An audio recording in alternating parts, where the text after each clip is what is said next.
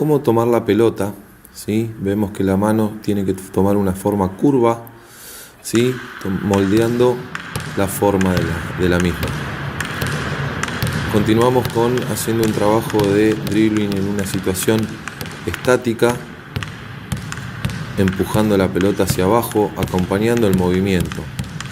Picamos alto, picamos bajo. Lo que tenemos que tratar de lograr siempre es, a medida que va pasando el tiempo, independizar la vista del elemento. Picar sin mirar la pelota.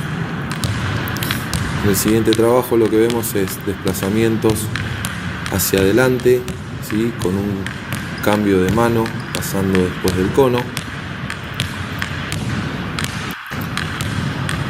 Vemos dribbling hacia adelante y dribbling hacia atrás. En todas las situaciones que vamos a ver, siempre alternamos una mano primero y luego la otra. Si empezamos con derecha, continuamos con izquierda. El siguiente ejercicio es desplazamientos en zigzag con una mano y volvemos con la otra, sin cambiar de mano.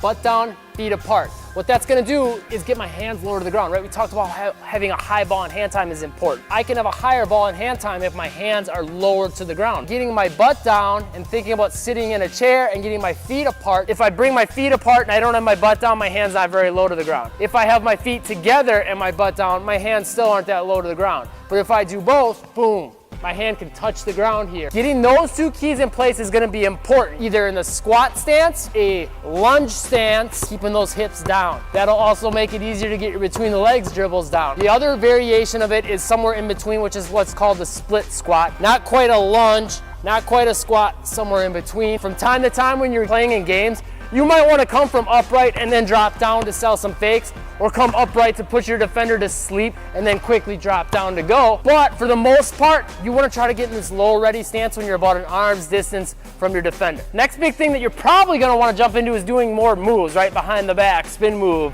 between the legs, all that stuff. But before you do that, one thing that's going to make you effective in games that's more important is your footwork. So here's a couple things you can work on. Dribbling and jabbing out with that opposite foot.